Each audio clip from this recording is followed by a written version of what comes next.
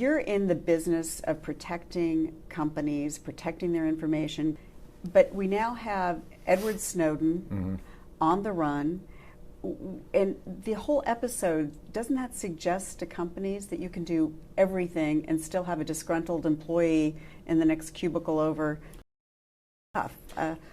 Yeah, when you look at the Snowden incident, it is really hard to safeguard yourself from thousands of employees. At the end of the day, there's a personnel security issue as well as a cyber issue here.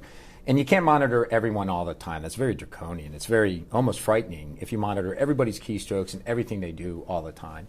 So there's just a lot of natural challenges that come out of this issue. You want your employees empowered. You want to push down empowerment, which means you do have to push down access and push down the ability to make decisions at large organizations. So this is a tough issue and one that's never going to go away. Now, you're very involved in looking at cyber espionage coming out of China. Snowden went to China, he went to Hong Kong.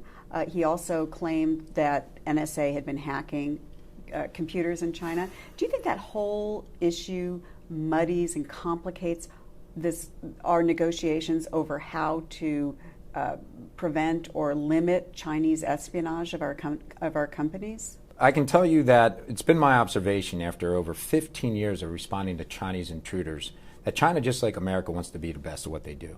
They want the best economy for their country. They want the best education for their children. They want to have a middle class that's prosperous. And if they can gain advantage to do so by hacking, they'll do it. So I think that this is just the new normal. We can have all the dialogue we want, but there will always be a competition between the world economies. And it's here to stay to get that competitive advantage through cyber espionage.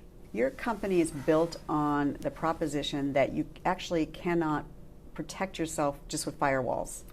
That the breakthroughs will happen. You guys have to come in.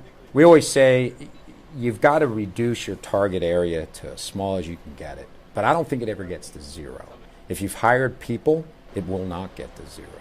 So what we try to do is say, mind that gap. You always have a target area where you could be compromised. You should always know how that could happen and make sure if it does happen, you're 10 minutes behind it. You'll never don't have a website, no one can check their email, and you cannot check Facebook, and you cannot tweet, and you can't do anything. So culturally, that's just not permissible. In fact, what I see is the gap going like this a little bit right now because we have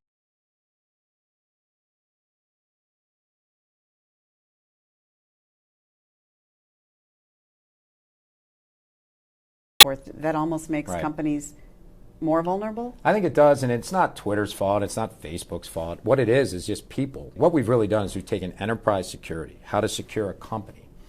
And now that the challenge for the chief information security officers who need to secure a company have to think like, how do I secure consumers? Right. It goes beyond my borders now in so many businesses. Well, secure employees. Secure everyone in their house.